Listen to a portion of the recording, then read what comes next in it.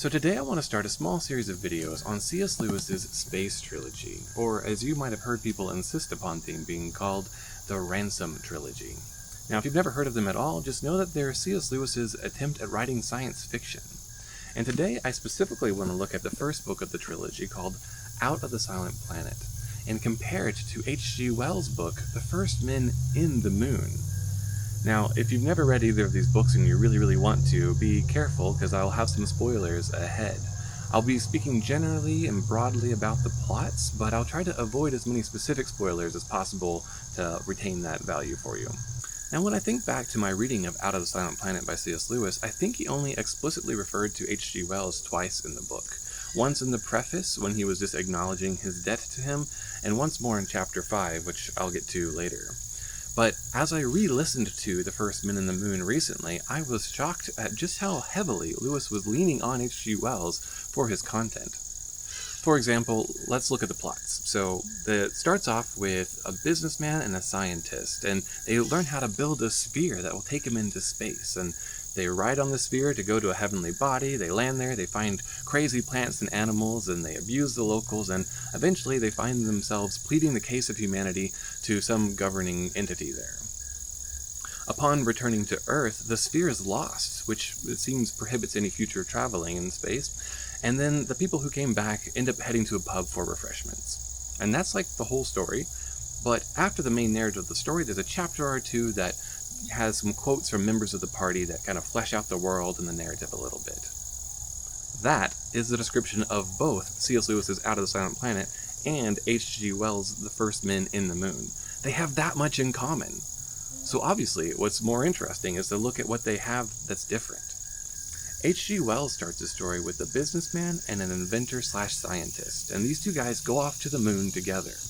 Once they get there, we have the opportunity to kind of compare and contrast their different worldviews. And it becomes abundantly clear once they've met the moon people, who are called Selenites, that they are not made of the same moral fiber. In fact, H.G. Wells seems very clearly to want us to think that the scientist is the morally superior of the two. He has a curiosity about the world and about the Selenites. It just leads him to wanting to learn more and be rather level-headed. Meanwhile, the businessman is just grasping and greedy and wants to take advantage of the Selenites as much as he can. And C.S. Lewis did something similar. He has a businessman and a scientist, which he lifted straight out of Wells, but to this formula he adds something that Wells lacked, and that is a religious person. So throughout the whole narrative, we're able to compare and contrast the actions of essentially three different worldviews. Someone who's a rather materialistic, greedy businessman, someone who's a somewhat selfless scientist, and someone who's kind of a run-of-the-mill Christian philologist, if they make such a thing. And what's interesting is that both stories paint a rather nasty and somewhat sociopathic picture of the businessman. If anything, H.G. Wells is even more harsh than Lewis with his description of him. But what's more interesting is how they handle the scientific figure. In the case of Wells, like I mentioned earlier, his scientist is driven purely by curiosity. But Lewis, on the other hand, has his scientist driven by a different scientific fixation, and that is of propagating humanity throughout the stars, regardless of the consequences. One theme that's strong in both books is the idea of bodies, shapes, and form that are other than human, and the impression that has on a human viewer. For example, H.G. Wells describes the Selenites as being like grotesque and terrifying because they were like insects who somehow contrived to mock humanity. And he doesn't mean that they're like making faces at humanity and mocking them, but rather that the insects have something human about their appearance, and that's terrifying.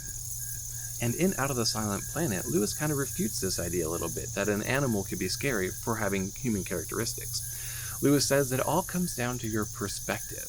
If you look at it like an animal that has human characteristics, it's actually kind of nice. Think about a dog. When you see sympathy in its eyes, that's a really sweet connection you can have with that animal. It's like having an animal and all the benefits of it, but also having something closer to our own intellectual kin. So it's a positive in Lewis's mind. But Lewis says it gets scary and grotesque when you have it the other way around, when you see a human that has animalistic characteristics. So if you had a human with a dog-like snout and fur all over its body, that would be terrifying in his mind. But he says it could be the same image, you just have to think about it differently. So in theory, C.S. Lewis should be totally fine with the alien insects that H.G. Wells describes, because they have those human characteristics that makes it better, right? But I get the feeling that Lewis never really liked insects. I see it in a few examples throughout his works, but also in this book alone, the one time H.G. Wells comes up is to say that H.G. Wells had programmed C.S. Lewis's protagonist, Ransom, into thinking the universe was peopled with horrors. And he says those horrors were specifically things like insects and crustaceans. So Lewis does not seem to like insects, and he definitely doesn't like Wells' infatuation with making his aliens look like insects or other arthropods. And I'm a little hurt by this, as someone who's taught entomology in the past. Our insects deserve a better rap than that. Now, where Lewis and Wells really differ is on the value they ascribe to individuals. Both stories feature aliens of different shapes and sizes with different strengths and weaknesses, but in Lewis, these aliens are cognizant of their differences and even learn to celebrate and make jokes about them. In short, it's like they maintain their God-given dignity even while they still serve the community.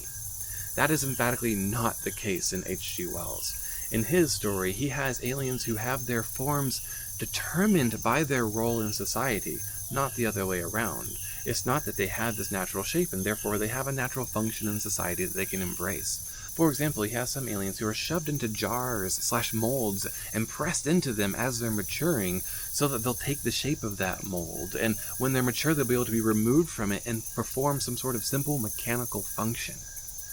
Now, he says that these aliens feel pain at first when smashed into the jar, but eventually they learn that their only duty and joy is to fulfill that function, and they go on somewhat happily fulfilling it.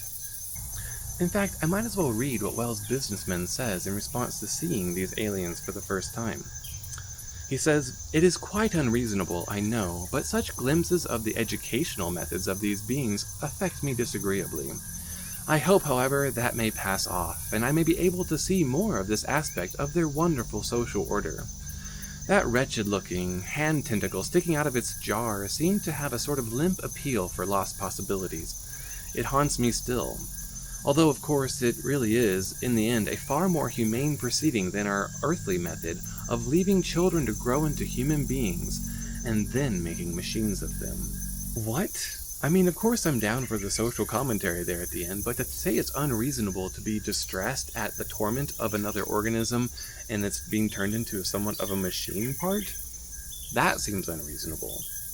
But I like to think that H.G. Wells put this comment into the mouth of his somewhat sociopathic businessman for a reason, and that he didn't actually feel this way about individuals in society. I just don't know enough about Wells to know if that's how he actually felt. So if you do, please let me know. What I do know is that G.K. Chesterton, C.S. Lewis, and a bunch of others spent a lot of time and energy contradicting him in books and debates, and this might be why. But the final thing I want to talk about is just how the books end. H.G. Wells ends his book in a rather dark way, with the disappearance of his sphere being explained by, like so many other things in his story, a shrugged-off tragedy that was completely avoidable. On the other hand, Lewis ends his book with a bit of firm grace that leaves room for characters to grow if they want to, and he kind of emphasizes the sovereignty of God over all things, of course. But that's most of what occurred to me while I went through these books. I had a lot of fun comparing them and seeing how much they had in common with their content, but how much they differed in their actual substance. If you think I missed anything, just let me know, but I'll see you in the next video in the series. Cheers. So I actually had to record this video 3 times due to the rain and such, but in this last recording I forgot to explore something that I think bears mentioning here. I'm just really curious to know how C.S. Lewis would have responded to The Island of Dr. Moreau by H.G. Wells.